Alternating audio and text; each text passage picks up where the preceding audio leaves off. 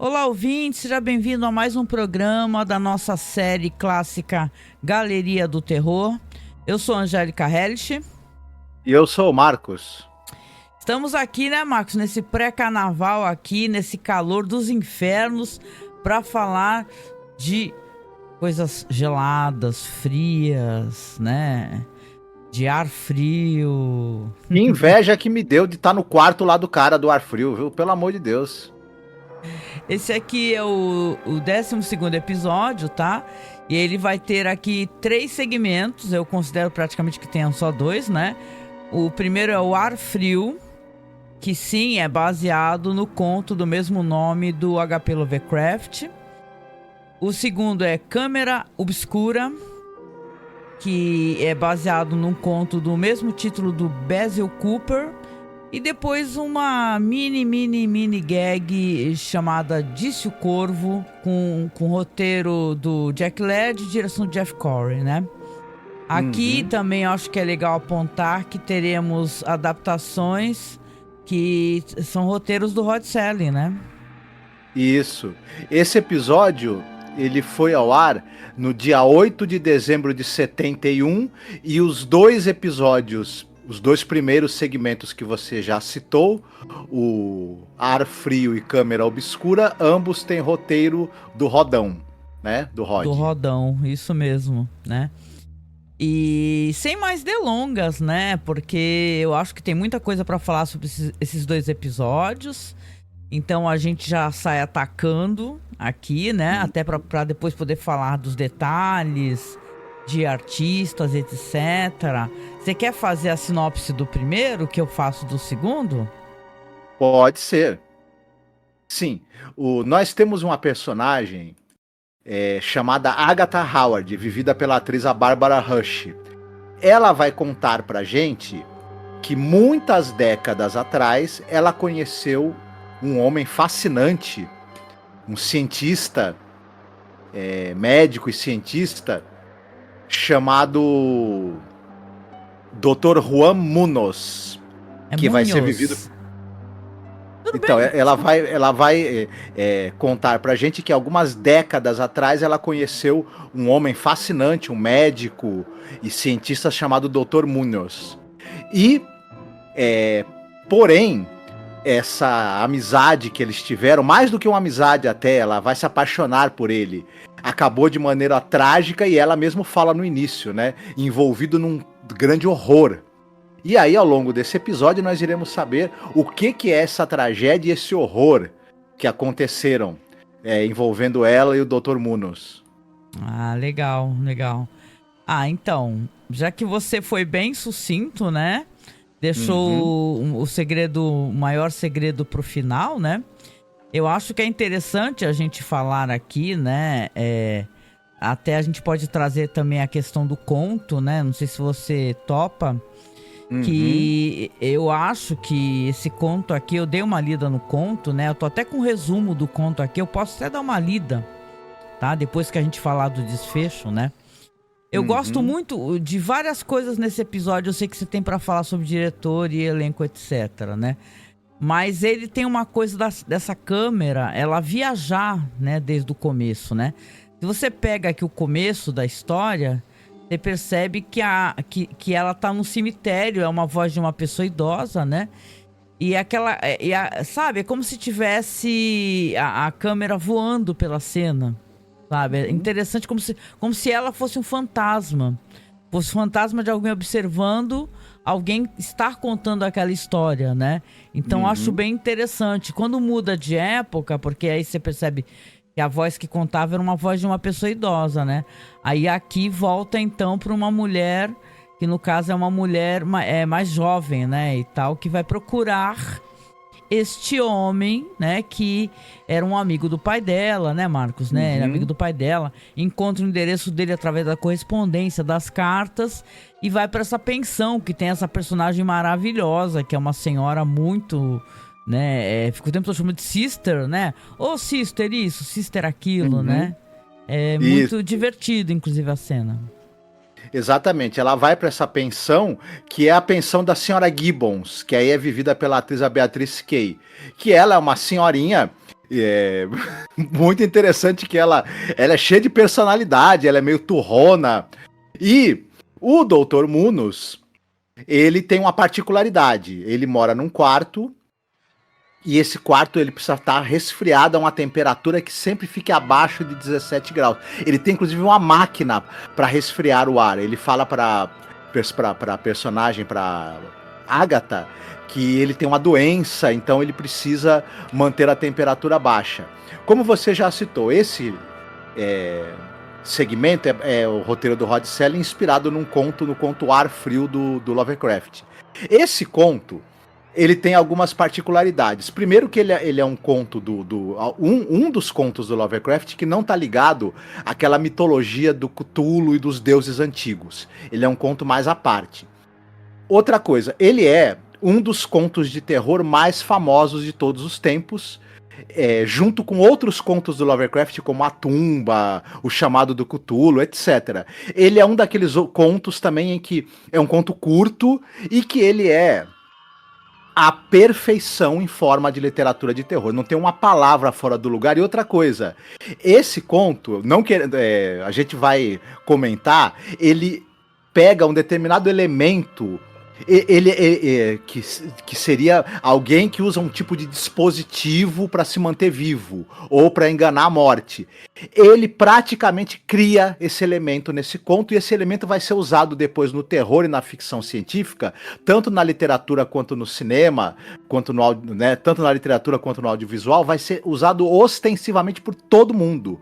O Lovecraft praticamente cria esse tropo nesse conto. Uhum. Por isso que ele é tão famoso e porque é um conto tão conhecido dentro da literatura de terror. Enfim, e diga-se de passagem, já podemos entregar uma coisa. O Serling adapta muito bem o conto, com excelentes diálogos. Os personagens todos têm a sua personalidade bem delineada.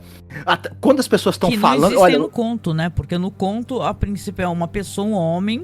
contando sobre a sua amizade com outro homem. Isso. Aqui é uma moça, né? Que vai tentar encontrar um amigo do pai, vai ter toda essa coisa da pensão, etc. Isso. E tal. Muito bem feito com o roteiro do Rod. O Serling, ele acertou demais, porque ele cria o personagem da Agatha. Esse personagem tem mais camadas do que o personagem do conto original, do narrador do conto. O narrador, na verdade, a gente não tem muita personalidade dele. Ele tá lá narrando aqueles fatos aberrantes que a gente vai saber. O Serling, ele cria esse personagem da Agatha, ele dá uma camada de interesse, porque ela vai ter um interesse meio que romântico também, de certa forma, pelo Dr. Munos. E é interessante, as falas dela... nos diálogos você intui como é a personalidade dela. O que ela quer, as motivações dela, é muito bem escrito pelo Rod Serling. O conto original já é muito bem escrito do jeito dele, mas o Serling acerta demais em introduzir essa personagem. Acerta. Os diálogos, eles são primorosos, a gente entende perfeitamente o medo que o Dr. Munos tem, o apego que ele tem à vida, a tristeza que ele tem por ter, e o trauma dele de ter perdido a esposa. Enfim, é uma coisa muito... A Barbara Rush, né, que faz a Agatha Howard, né?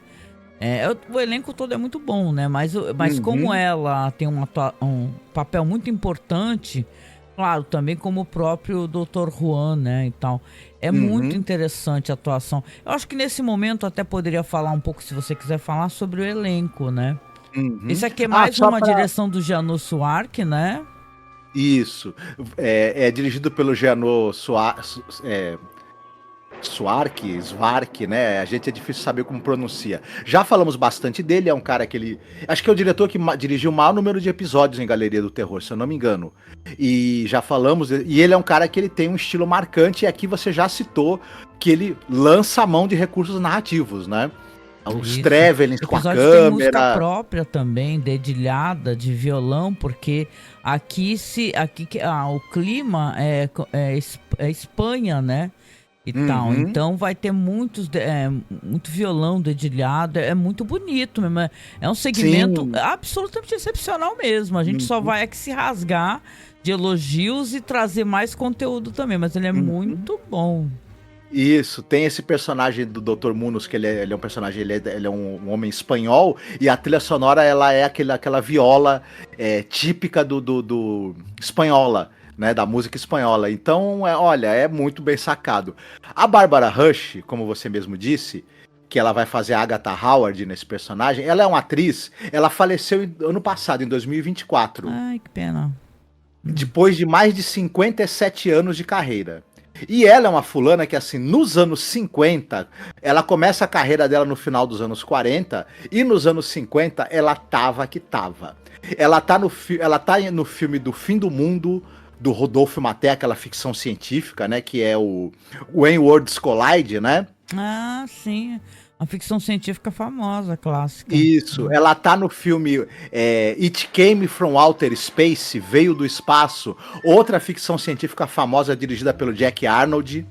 Ela tá no filme Sublime Obsessão do Douglas Sirk, aquele filme que é baseado no livro do Lloyd C. Douglas, filme famoso dos anos 50. Ela está no filme do Nicholas Ray, O Delírio de Loucura, do cara que ele vai experimentar uma nova droga, e aquela droga mexe com a psique dele. Ela tá no filme dos Deuses Vencidos, do Eduardo Dmitri, que filme que tem o Marlon Brando. Enfim, nos anos 50, ela tava lá, ó, no topo ali, fazendo desde filmes B que ficaram muito famosos, até filmes de grandes diretores como Nicholas Ray, Eduardo Dmitri, que contracenando com gente como Marlon Brando. Ela tava que tava. Mais pra frente, nos anos 50, ela vai participar de vários teledramas, e ao longo da carreira assim, não dá pra gente falar, porque ela tem mais de ela fez mais de 100 episódios de séries.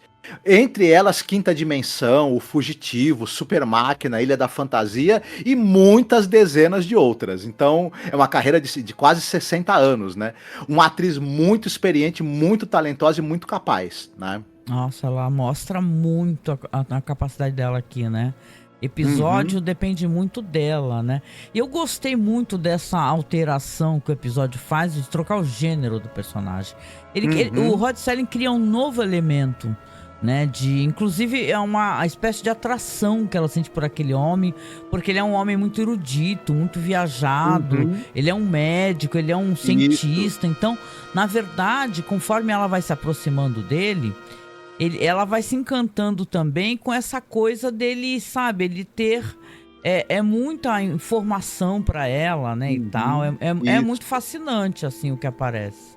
Nos diálogos, ela cita a amizade que ele tinha com o pai e o amor que ela tinha pelo pai. Então a gente logo intui, e é engraçado como o Rod Serling constrói essa relação dela com o Dr. Munos, e é muito bem construída. Ele tem algumas coisas que de repente a gente percebe que ela sente falta no pai, e essa coisa de ser um homem muito culto, um homem com muito conhecimento, uma pessoa muito inteligente, e ao mesmo tempo, enquanto que ela admira essas qualidades que ela vê nesse cara e que ela admirava no pai, também vai aos poucos, essa admiração, esse respeito, essa amizade vão virando também algo mais, uma atração também. E tudo isso é construído de maneira muito cuidadosa pelo texto do Rod Serling. A gente não falou ainda, o Dr. Munos, ele é vivido por um ator chamado Henry Darrow. E esse cara, ele é famoso, ele é muito famoso porque você deve lembrar que um tempo atrás, a gente já falou daquela série Chaparral, High Chaparral. Com certeza a gente deve ter falado, depois de gravar tantos episódios na imaginação. Isso, exato, porque um dos atores da série Chaparral, ele participou de um episódio também de Galeria do Terror, né? Você lembra do episódio do rapaz que o pai queria obrigá-lo, né, a participar de caçadas, enfim? Ah, lembro. E tal. E o que acontece? A série Chaparral foi um grande sucesso.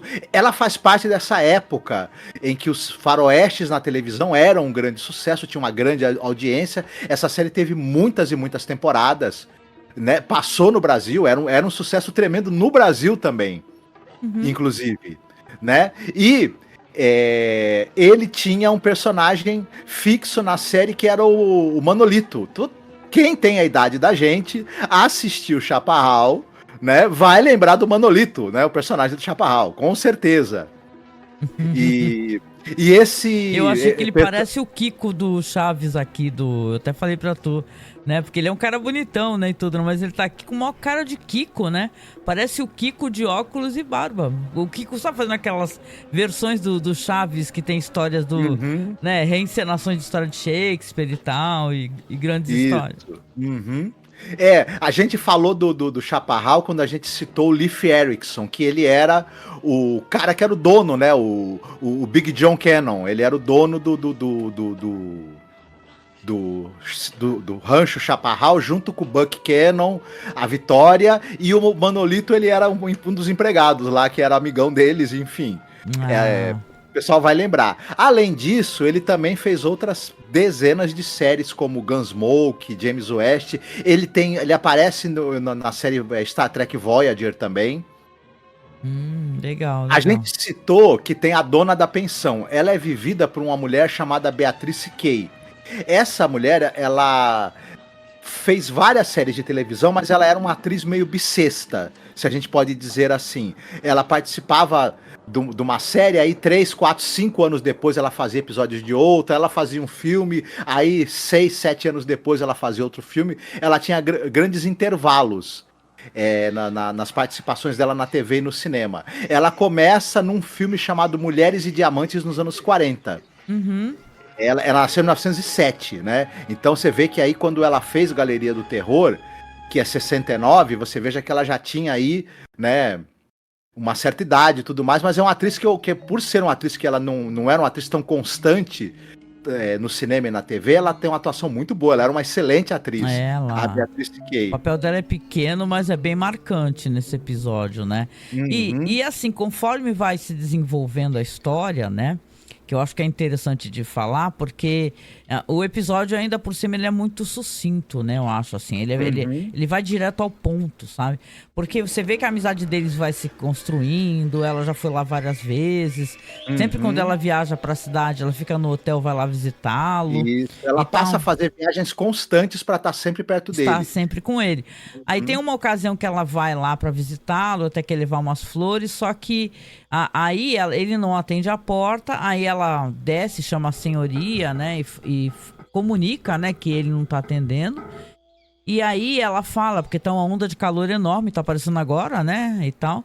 E basicamente, com essa onda de calor, infelizmente, inclusive o dispositivo que ele tem, que parece um daqueles paradas de geladeira, sabe, aqueles caninhos gelados com ventilador atrás, né.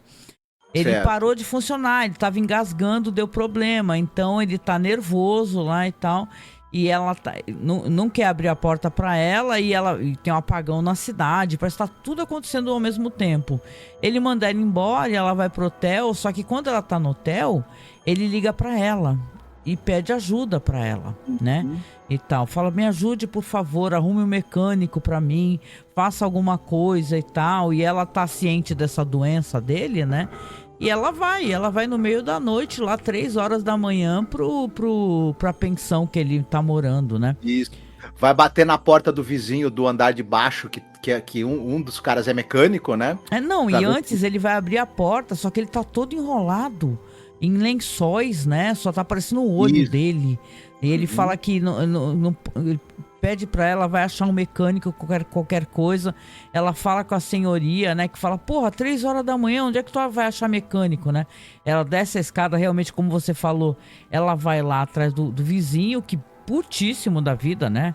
A mulher do cara falando ao fundo assim, ô, fulano, quem tá aí? É da parte do cara de cima. Porra, manda ele desligar aquela porcaria dele que fica o tempo todo ligado. Porque ele fica o tempo todo com o gerador, né? Com aquele negócio ligado, né? E ele passou o dia inteiro batucando, tentando arrumar esse refrigerador que ele tem, né? No apartamento dele lá, né? Inclusive a senhoria fala que só não mandou ele embora porque como ele paga muito bem, ele paga por 3 quartos, né? E realmente tem um ambiente muito luxuoso, inclusive. E ela consegue convencer o cara. Só que ele chega lá, quando ele olha, né, Marcos? Ele fala, ó, não dá, o cano tá furado, vai ter que de manhã tentar chamar lá, ir lá atrás para poder pegar uma peça para poder trocar esse cano. Não dá pra fazer nada agora à noite, nada, não tem como, né? E ele fica desesperado, né? E ela também vai ficando desesperada juntamente com ele, né? E ela fala assim, não tem o que fazer, só de manhã. Ele fala, não pode ser, né? E quando o dia amanhece, claro, ele tá muito mais desesperado, pede pra ela tentar arrumar todo o gelo possível. Isso. Aparece um cara pra entregar gelo, né? Até pergunta, né? O cara pergunta assim, o senhor quer que eu deixe o gelo aí dentro? Aí ele fala, deixa aqui na porta. E ela fica ali batendo na porta. O entregador de gelo, que traz uma pedra enorme de gelo, ele fala que o cara já colocou o equivalente a 230 litros. É muito gelo, é muito gelo. Dentro, né? do banheiro, ele tá no banheiro, né, do quarto. Eles estão vivendo uma ocasião de muito calor, E é claro, né, o negócio não foi solucionado, a máquina ainda tá quebrada. E ela fica batendo na porta do banheiro e pedindo pra ele desesperadamente, né? Abre a porta, por favor, né? O que tá acontecendo? Abre a porta. E ele não abre a porta. Ele começa, inclusive, a conversar com ela, né? E aí ele vai explicando aos poucos exatamente o que ele tem, né? Que ele fala que tem uma doença, que com essa doença ele é obrigado a ficar... uma temperatura muito baixa, né? Inclusive quando ela vai jantar com ele, às vezes que ela jantava, ele falava, eu te arrumo um casaco e luvas, né? E tal, né? Ele brinca com ela e tal. E ela fica batendo desesperada na porta, né? Você vê a tensão. A gente não citou que o Dr. Munoz, ele era casado, ele fala que a esposa dele faleceu, isso, né? E nessa conversa em que ele tá tendo com ela através da porta, ele acaba confessando que, na verdade... a esposa dele tirou a própria vida porque ela não estava conseguindo conviver com ele, porque ela não aguentava mais conviver com um cadáver. Não, então, ele fala assim, eu falei pra você que a minha mulher morreu, mas eu não falei como ela morreu. Aí ele fala pra ela assim, né, o que aconteceu é que a minha doença é uma doença que não tem cura, é uma doença que acometerá todos os homens, não é? Ele fala do tempo que isso daí aconteceu, há mais de 18 anos atrás, algo assim, de mais de 10 anos atrás. E ele fala realmente que a esposa dele não conseguia conviver com o cadáver. Aí ele para de falar e ela começa a forçar a porta para abrir. E aí que vem o grande finale dessa história, né? Que ela vai estar lá desesperada, olhando, e o cara tá lá só não vou falar nem tá o pó do osso, tá só lá o bicho todo zoado lá, só caveirita, olho esbugalhado, enrolado nas toalhas. Ela tava falando com cadáver o tempo todo, cara. Uma doideira esse segmento aqui. Ele deve ter conseguido, né, junto à pesquisa que ele tinha com o pai dela, inclusive, que eles pesquisaram juntos isso, né? O pai dela também pesquisava métodos de retardar o envelhecimento ou retardar a degradação do corpo. E eles devem ter descoberto um método, só que para ele funcionar, ele precisaria, obviamente, de você vivesse num ambiente controlado com a temperatura baixíssima. Isso também tem no conto do Lovecraft. Não, e tem o lance dela ter lido todas essas trocas de cartas. Por isso que ela foi procurar ele, porque quando o pai faleceu, ela foi lá arrumar as coisas do pai e tal, e ela foi lendo as cartas que o Dr. Munhoz mandava. E ela falou, nossa, esse homem é fascinante, as ideias dele e tal. Eu acho que meio que ali... ela também já foi se apaixonando. Não que o episódio ele foque assim, nisso, é uma história de romance e tal. Mas eu acho que ela tá interessada nele. Tanto que ela pergunta, você é casado e tal, né? Eu até brinquei contigo, olha outra mulher cantando aqui, né? O cara. Isso, não, e é muito inteligente o Rod Serling fazer isso. Porque primeiro ele constrói essa amizade que vai se transformar numa espécie de amor também. E quando a tragédia acontecer... e o horror se instalar, acaba batendo mais fundo na gente pelo fato da gente saber que essas duas pessoas se gostavam muito. Sim, ela identificou nele alguém que ela poderia estar junto, né? Isso, e tal, mesmo isso. com a doença, né? É bem interessante, o conto é bem diferente. Agora eu pergunto, o que você acha? Eu posso falar um pouco sobre o conto aqui? Pode, Vou claro, fazer um sim. resumo da história um pouquinho para vocês? Uhum. Então aqui eu tô utilizando um site ótimo, tá? Que é o Mundo Tentacular, tá? E ele fez aqui um resumo que eu achei interessante pra gente poder fazer a comparação. Se você assistir o episódio, vai atrás do conto na íntegra. Mas eu gostei muito que ele fez aqui um breve sumário do conto, né? Aqui ele fala aqui que a história foi escrita em meados de março de 1926, foi publicada 2 anos mais tarde, em 1928, e saiu numa edição de Tales of Magic and Mystery, tá? Aqui, o sumário da história. Um narrador, em nenhum momento identificado, se dirige a um amigo cujo nome tão pouco é mencionado. O Lovecraft tem isso, né?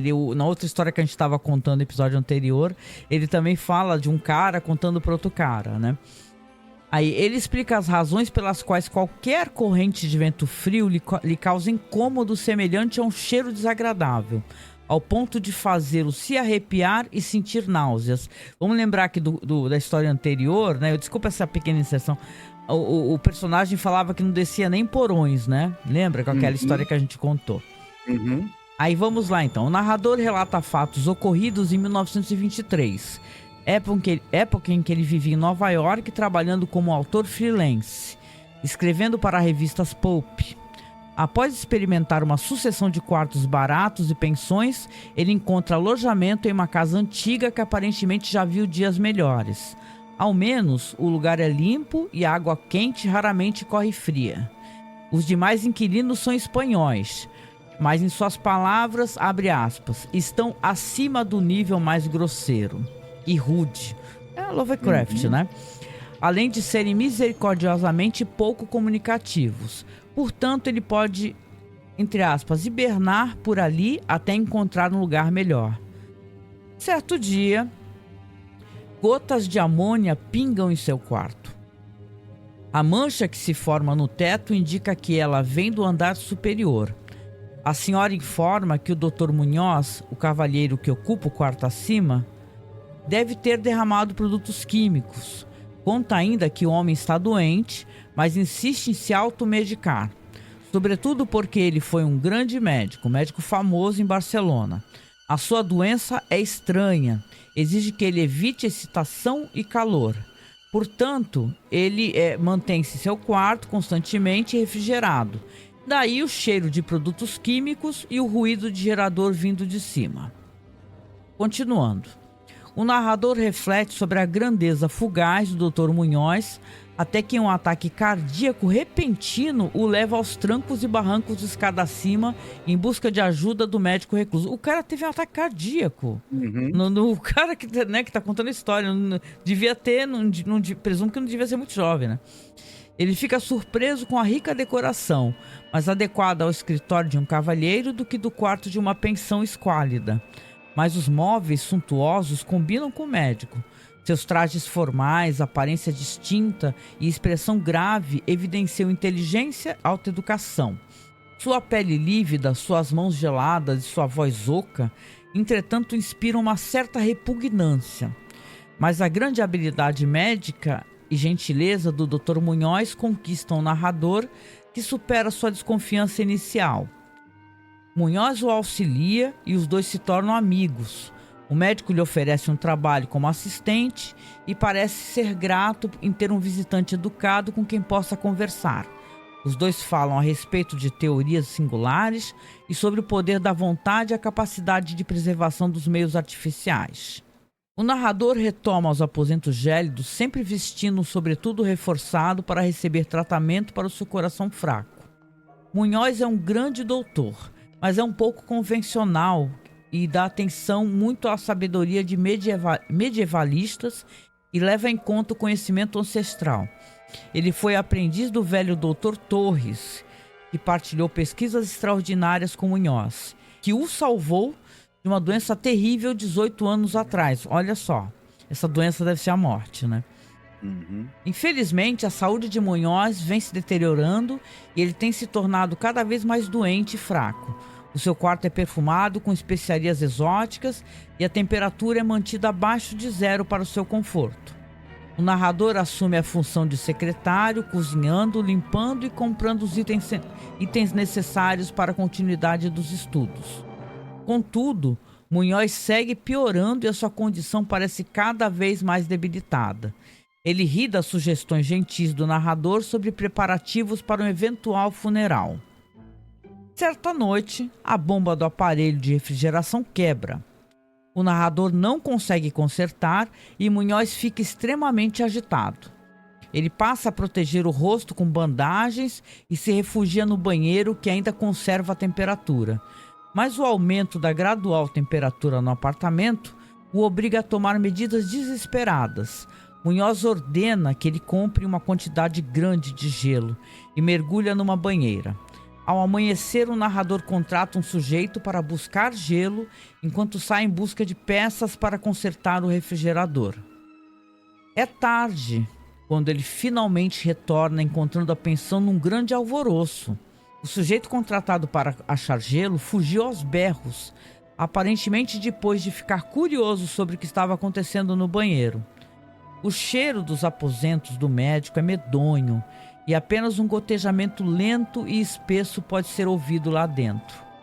A senhoria autoriza o narrador e alguns homens a arrombar a fechadura. Lá dentro encontra-se um rastro viscoso do banheiro até a escrivaninha da sala, onde uma grande poça nauseante se formou. Em seguida, outro rastro leva até um sofá arruinado por um resíduo nauseabundo que o narrador não ousa descrever. O narrador queima as notas deixadas sobre a escrivaninha. A derradeira mensagem do Dr. Munhoz, que explica a natureza da sua terrível doença, um mal do qual ele não podia escapar indefinidamente. Isso porque o Munhoz havia morrido 18 anos antes. O que você achou? É sensacional, né? E, enfim... Mas tem um enfoque... E é interessante como o conto também tem toda essa preliminar, né? De construir a relação dos dois, a amizade e tudo mais. E vai jogando com essa estranheza em relação ao qual é a natureza né, do problema de saúde do Munhoz, né? E esse final, quando eu li a primeira vez esse conto, ele é chocante. E quando você imagina o estado e o que se encontrou naqueles aposentos... Aquela poça nauseabunda, né? Olha só, né? Negócio é sinistro, né? Bem ao gosto do Lovecraft, por sinal. Agora sim, retornando aqui ao episódio, né? Depois desse pequeno... Olha, o episódio é fantástico. Ele é fantástico. Ele, assim, colocando ele paralelamente ao conto do Lovecraft, e tem várias adaptações, tem reencenações. Como você falou, esse tropo ele é utilizado de maneiras maravilhosas. Eu gostaria até de aqui fazer uma recomendação, porque nós, obviamente, fazemos nossos podcasts de cinema, né? Quando falamos do especial de Halloween da China, trouxemos muito Hong Kong. Sim, né? Porque Hong Kong é onde tem um cinema muito mais audacioso do que o cinema chinês, no que se caracteriza ali o gênero de terror, né? E quando conversamos sobre isso, lembro que falávamos dali eu falei de um segmento, de uma antologia, que tem uma antologia chamada Tree, né?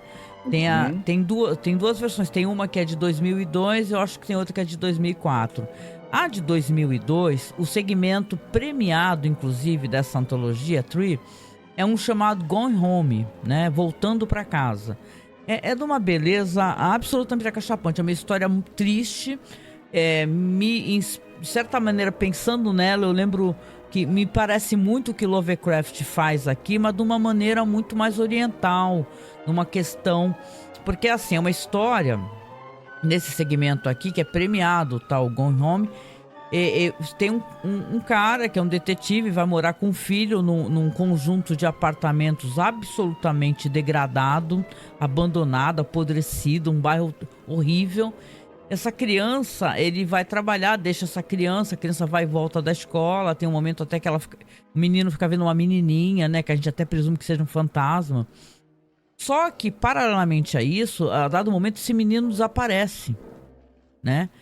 Aí o pai fica desesperado, né? E começa a procurar naqueles apartamentos e tal. Em um desses apartamentos tem um homem que vive com a esposa. Ele trata dessa esposa e ela tem uma doença que ela não se move.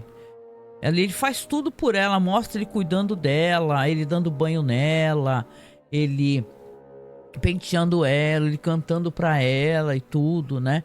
E quando esse policial desconfia e entra no apartamento pra procurar o filho, ele acaba prendendo esse policial, esse cara que trata da esposa. E o que acontece? A gente vai descobrir nessa história que esse cara, ele tá tratando da esposa que tá morta.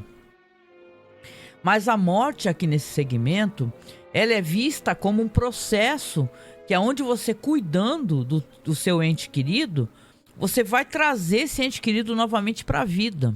Isso é feito de uma maneira muito bonita, muito poética.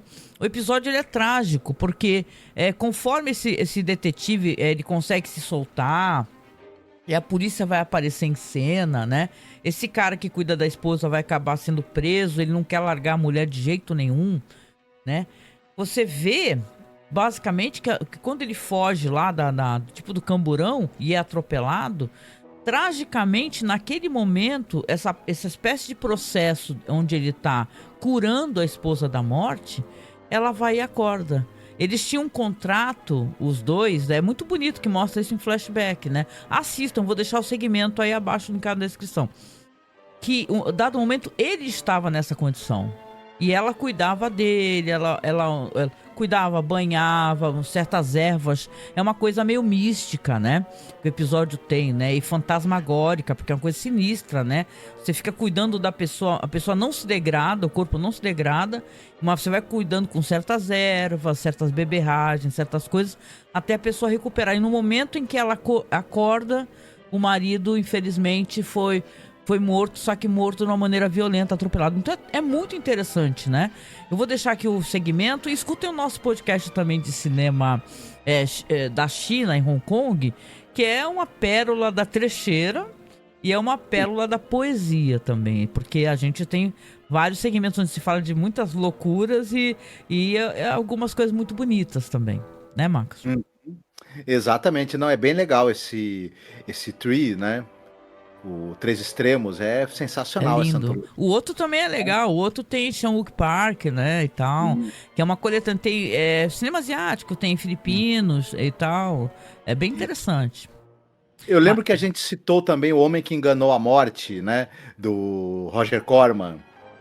E também é um filme bem legal, sobre também pessoa que usa algum dispositivo, né, algum subterfúgio para conseguir se manter vivo muito além. É um filme que tem a Hazel Curtis também, é um filme bem legal, um dos filmes que eu mais gosto muito dela, da Hazel Curtis, maravilhosa, né?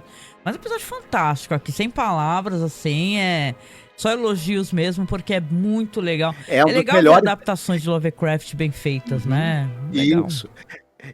Pra mim é um dos melhores episódios da série até agora, um dos melhores segmentos, na verdade, e não podia deixar de ser, né? É adaptado de um conto do Lovecraft, roteiro do Rod Serling, porque quando é roteiro dele, você sabe que o padrão de qualidade vai lá em cima, e direção do Janos Suzarki, que pra mim também talvez seja o melhor diretor. Até agora, pelo menos. O episódio é legal, as atuações são muito boas. É um episódio redondinho mesmo. Redondinho, assim. Termina tétrico, né? Com um cripto forte ali, né? Com aquele corpo, né? Enrolado naquele hobby branco, assim, é muito legal, né? Mas isso, aquela imagem do cadáver decomposto no final também é bem interessante. É um episódio muito bem construído e que entrega depois o horror no final, ó. Nota 10, nota 10. Vamos lá então pro segundo segmento. Aqui eu vou fazer a leitura para vocês. Deixa eu botar aqui então. O segundo segmento aqui é o Câmera Obscura, né? Também roteiro do Sr. Rod Serling, direção do John Badham. Esse diretor a gente já deve ter falado dele aqui em Gallery, no mínimo, né? Isso, olha, o John Badham, nós já falamos, ele dirigiu 6 segmentos, e ele é um cara que ele dirigiu Os Embalos de Sábado à Noite, o Drácula do Frank Langella, Jogos de Guerra, Tocaia, monte de filmes muito Nossa, Tocaia famosos assisti aí. no cinema, você tá acreditando? Olha só a minha idade, né? Uhum. Eu assisti Tocaia no cinema, entendeu? E Isso. foi muito legal, porque é um É, filme muito divertido, policial, adorava. ele dirigiu também A Assassina, aquela versão americana do Nikita, que é com a Bridget Fonda. Que é E muito legal, né? Que é muito legal. sim, é bem legal. E ele depois foi dirigir episódios da série Nikita. Olha, sabe que eu nunca vi, falaram que é super boa? É, eu Nunca assisti vi. alguns episódios, é boa mesmo. E, enfim, esse cara, ele é um cara muito competente, e assim, não era um diretor tão experiente assim quando ele, mas já era, né? Já tinha feito algumas coisas interessantes. Ah, legal, E legal. Esse segmento também tem elenco muito legal. Eu tenho coisas pra falar e você também sobre elenco, com toda certeza. Mas eu vou começar contando um pouquinho da história. E aí depois a gente uhum, para, dá uma pausa pra poder falar dessa galera, tá? certo. Vamos lá então. É... Aqui a história é básica. Se tem um cara que é um agiota, né? É um homem com pouquíssima compaixão, né? E ele vai visitar um senhorzinho, que ele faz o senhor Gingold, né? Ele bate lá na porta do cara, do velhinho, que tá lá, parece um Einstein, né? Quando ele abre a porta, ele bigodudo e tal, um cara de doido, né? Aí ele entra assim e fala assim, o senhor Gingold e tal, e entra e começa a falar, olha, o senhor está devendo 300 libras, né? Eu vim cobrar. Só que ele vai entrando na casa do velhinho. O velhinho, ele tem um apartamento assim com todas as obras de arte mais fantásticas, né? Desde estatuetas fantásticas, como quadros assim. Ele tem obras de valor até inestimável. Só que quando Hum, ele pergunta assim, nossa, o senhor tá devendo 300 libras aí, o senhor não paga? Mas eu tô vendo que o senhor tem um quadro aqui num valor. Ele dá pra entender que esse cara, o agiota, que esse cobrador, né? Ele entende de arte. Aí ele uhum, vira assim, por que o senhor não vende uma dessas obras? Aí ele fala assim, talvez você não entenda, mas essas obras pra mim não tem valor, não tem preço, né? Porque são coisas que eu adoro ter perto de isso, mim, né? uhum. Ele fala, Ele ele dá a fala entender que que o apreço dele pela arte faz com que ele retenha essas obras lá, né? uhum. Ele fala: "Eu coleciono coisas pela beleza e não pelo valor", né, uma frase que Isso, é ele uma usa frase muito exatamente. bonita, né? E tal, assim, mas aí ele fica o tempo todo avaliando e olhando, nossa, essa estátua de não sei o que lá, olha só essa obra de não sei o que, porque talvez esse cara, além de ser um agiota, ele seja um cara talvez de casa de penhores, né? Então talvez eles tenham um conhecimento meio básico de valores de certas coisas, né? Mas de qualquer Uhum, maneira, ele vai falando e cobrando e apertando e pressionando muito, né? Aí esse senhor, ele fala pra ele assim, o senhor Gingold, fala assim pra ele, ó, é, é William Chester, o nome dele, Jr., né? Porque ele ele já é de uma segunda geração de pessoas com loja de penhor. O pai dele também já era. Ele tá indo lá pronto, inclusive, pra poder pressionar mesmo, intimidar, né, esse velhinho, né? Ele fala assim, eu tenho uma coisa muito interessante aqui, né?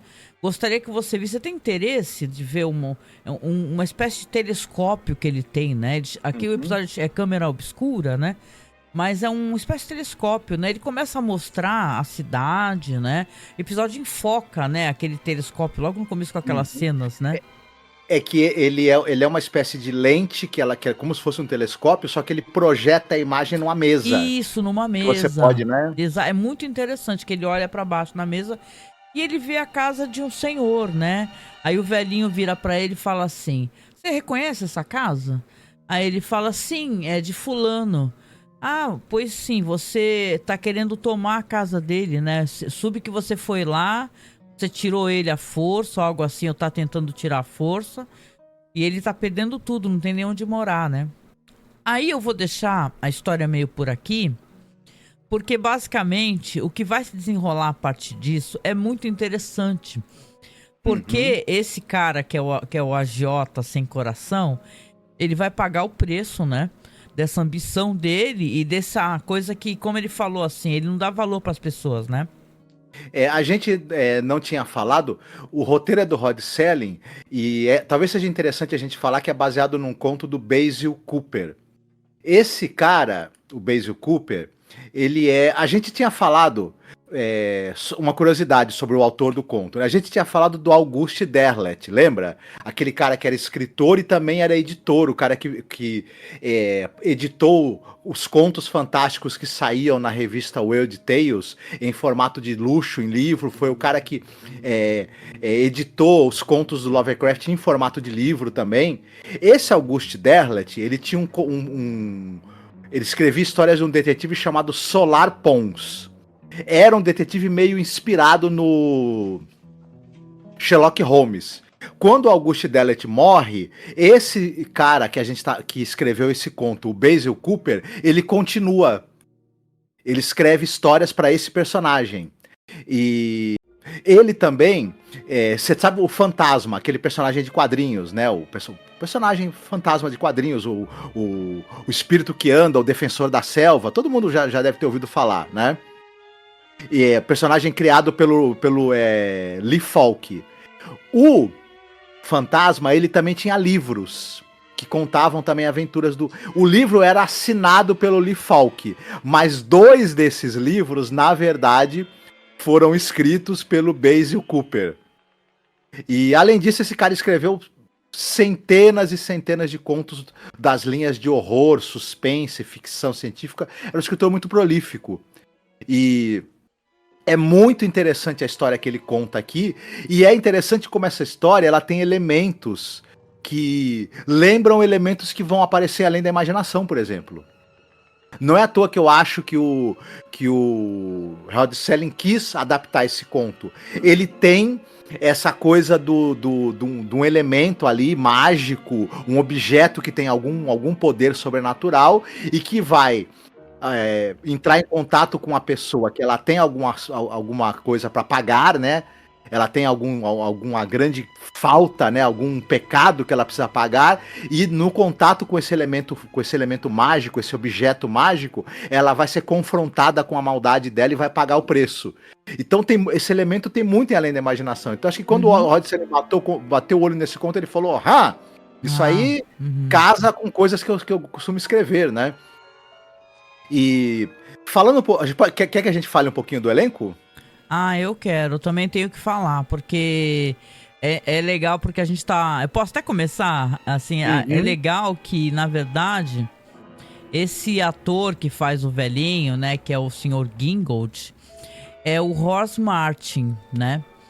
E, poxa, eu gosto pra caramba do Ross Martin, porque basicamente ele é alguém que trabalhou em alguns episódios de The Twilight Zone que eu amo, tá? Por exemplo, o 4 de Nós Estão Morrendo. Isso, da primeira temporada. O Death Ship, que é da quinta temporada, né? Ele, ó.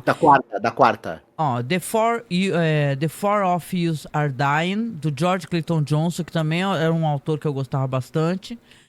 O Death Ship, que também o segmento dele em Death Ship é maravilhoso, que são os caras que caem num planeta, né? Tem um elenco fantástico, né? Tem o ator fetiche que é o Jack Klugman, né? Do Rod Serling. E o segmento dele é um dos mais dolorosos, porque eles não conseguem sair do planeta e eles começam a ter visões de como se estivessem com seus familiares e tal. Só que, em teoria, não tem como sair de lá, né?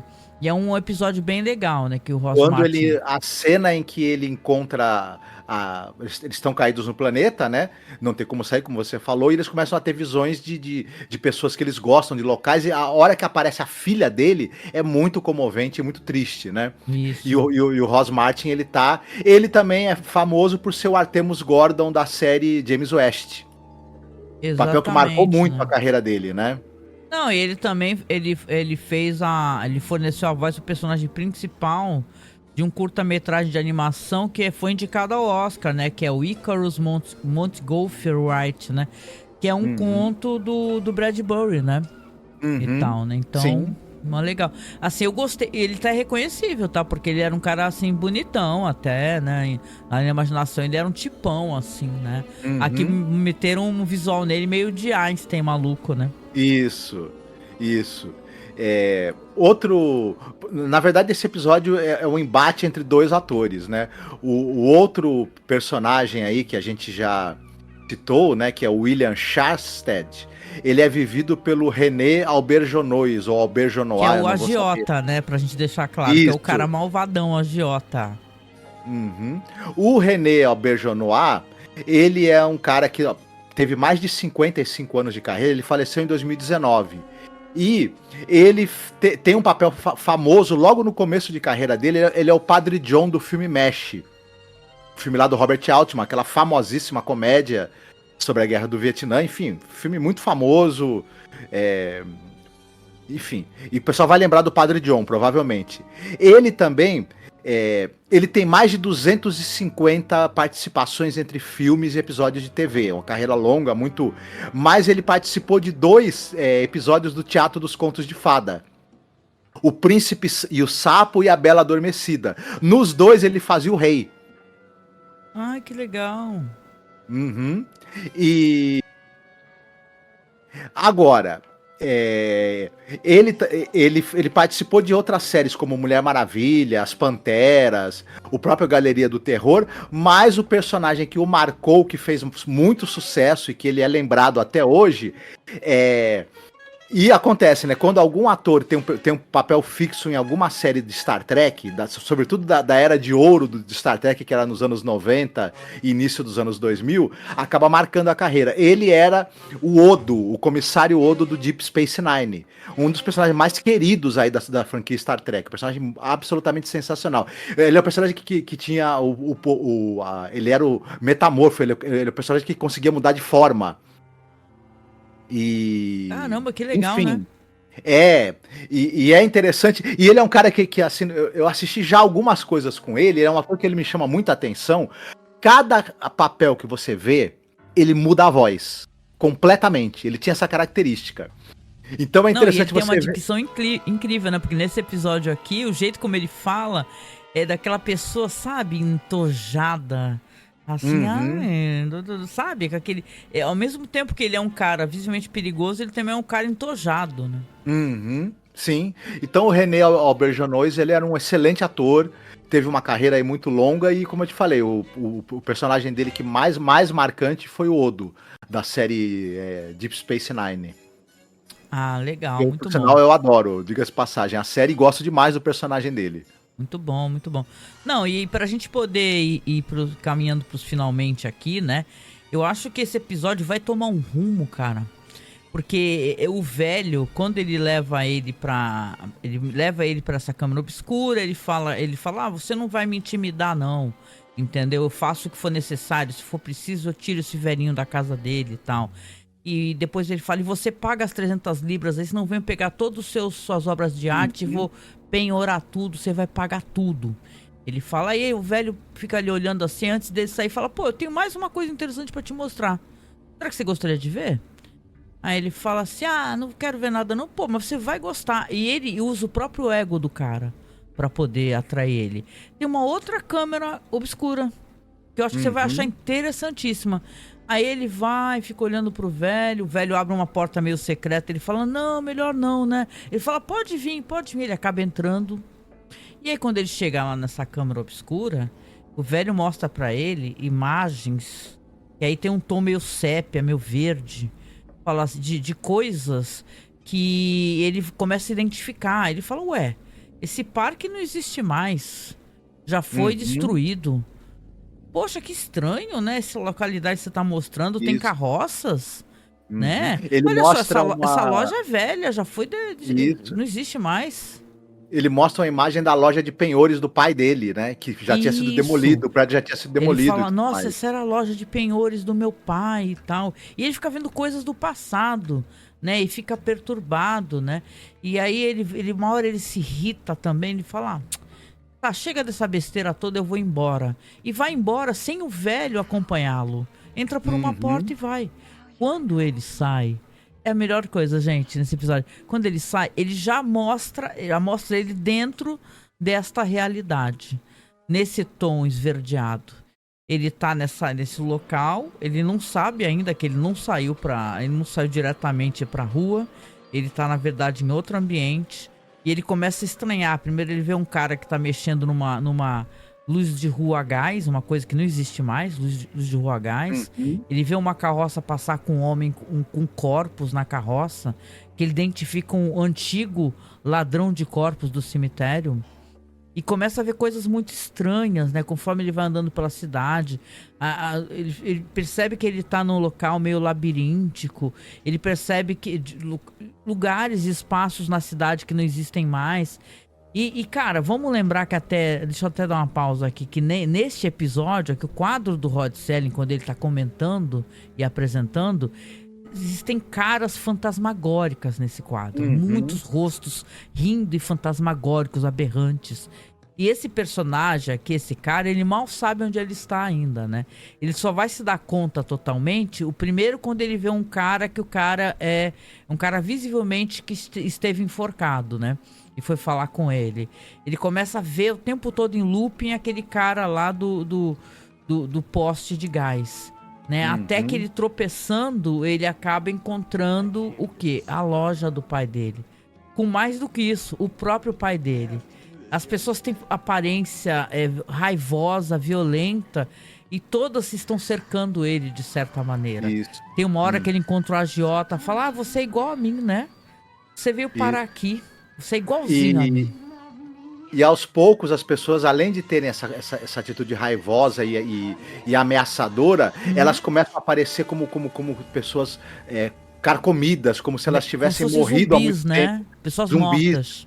Isso. Cadáveres. Ele, na verdade, ele não tá exatamente no passado, como se ele tivesse pegado uma máquina do tempo e voltado pro passado. Ele tá numa espécie de projeção do passado, onde estão os mortos, os espectros, né? De pessoas que foram grandes avarentos, que foram pessoas que foram agiotas e pessoas como ele, né? Que ganharam dinheiro através da desgraça e da miséria dos outros. Isso, exatamente. E ele pertence. Ele tá num looping, uma espécie de espaço temporal que é onde essas pessoas estão ali presas, e elas estão presas se alimentando do próprio ódio delas, da própria raiva. Da ganância. É como se fosse um inferno, né? Uma espécie de inferno, um local infernal, onde todos, inclusive, querem atacá-lo. Vão atrás dele para atacá-lo.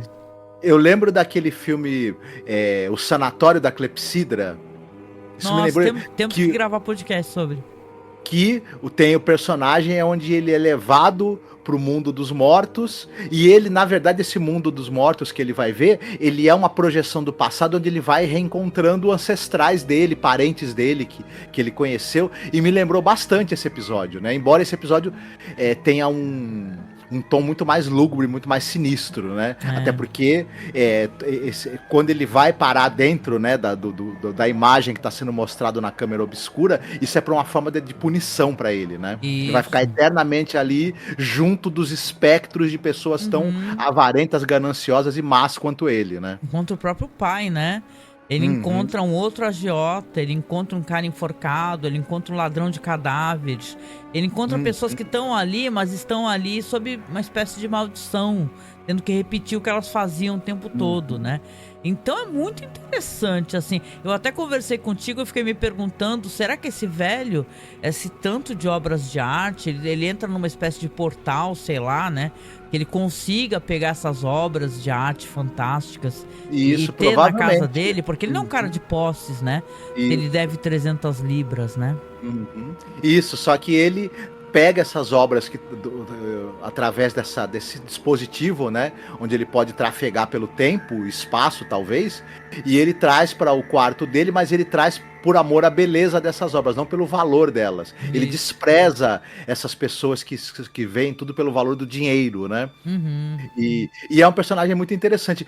Toda a narrativa, ela tem essa coisa de parecer um grande pesadelo, essa coisa dela usar esse filtro, né? Esse filtro que deixa tudo em preto e branco e meio esverdeado, com essa cor que evoca algo... Verde é um tom que é relacionado à morte. Isso, e a decomposição, a decadência. Então, todos esses recursos narrativos são muito bem sacados, muito bem utilizados. É um show de atuação, tanto do Ross Martin quanto do René Auberjonois. É um embate muito bom entre esses dois atores. Os diálogos são maravilhosos, só pra constar. Rod Serling, os diálogos são finíssimos, maravilhosos, né? Existe ali uma troca muito bem feita. Sabe, é muito ruim quando a gente às vezes assiste uma coisa legal e vê a pobreza dos diálogos, sabe? Você fala, puta, que merda, né? A gente vê, na maneira como o personagem do Ross Martin fala, a gente vê essa transcendência, o quanto esse cara ele é desapegado aos bens materiais e ele procura encontrar um outro valor nas coisas. Verdade. E ao mesmo tempo como ele esconde ali segredos também. Então, na fala dele, a gente vai percebendo, é um personagem cheio de mistérios e ao mesmo tempo também, ele é como se fosse quase uma entidade. Ele tem algo de sobrenatural. Enquanto que nas falas do personagem lá, do René Auberjonois, né,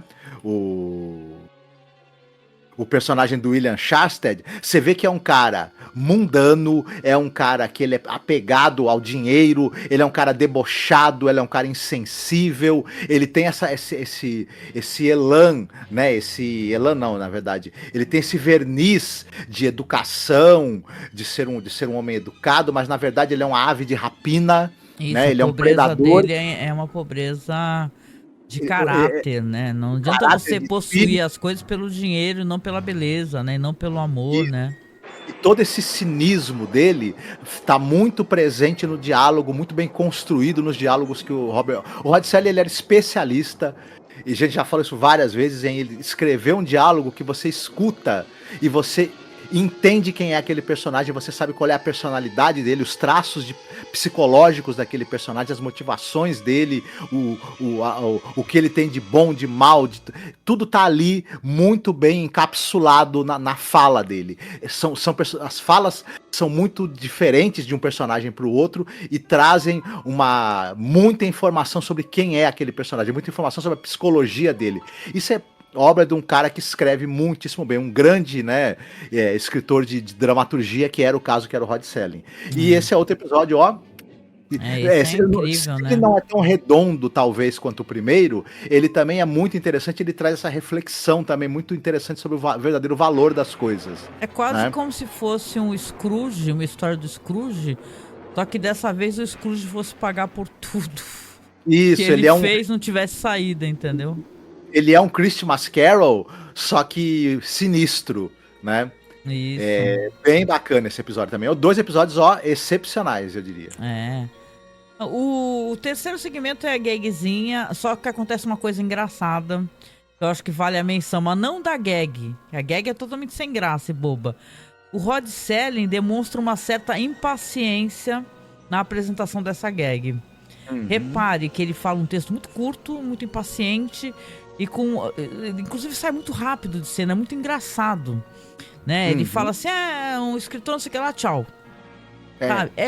Foi engraçada essa, né? Que ele pegou, falou e rapidinho rolou essa mini gag que não leva, sei lá, aparece um Edgar Allan Poe ali tentando ter inspiração do Corvo, o Corvo falando, aí uma hora o Corvo chama de burro, aí acaba e ele joga um... Isso.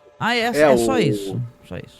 Ele não consegue escrever o Edgar Allan Poe, que é vivido pelo Marty Allen, né? O Marty Allen tava tentando pagar suas contas. E o Jack Laird escrevendo essa besteira, né? Isso.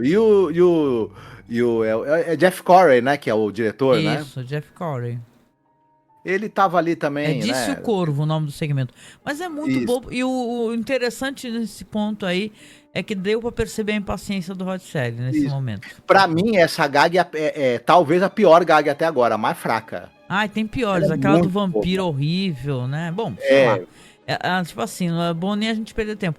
Bom, esse episódio, não sei o que você acha, né? Pra gente terminar. Pra mim, eu não tenho... eu posso até colocar a gag aqui, porque pra quem nos escuta sabe que a gente não gosta.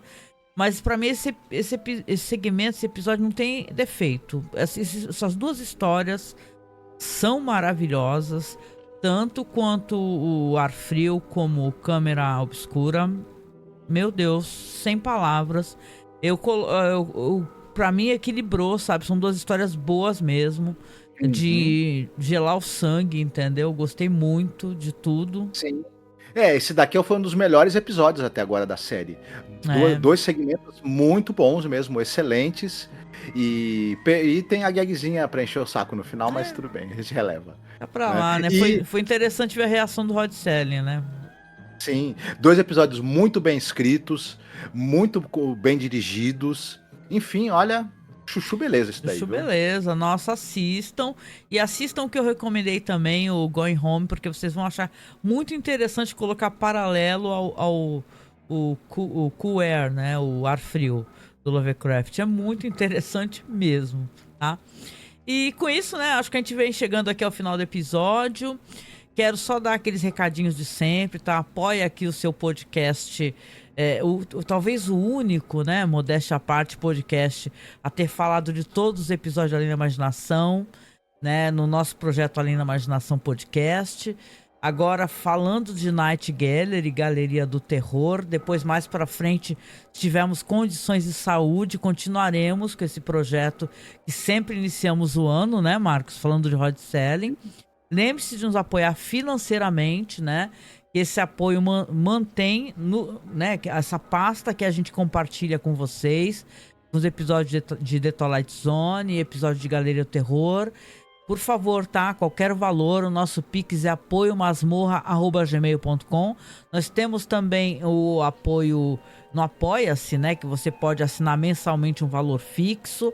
Lembrando que essa pasta futuramente, praticamente mês que vem, ela vai ficar disponível só para apoiadores, tá, gente? Que é uma maneira da gente tentar mantê-la, né? Porque eu sei que as pessoas gostam do nosso trabalho, mas a gente precisa de alguma espécie de ajuda nesse sentido, né?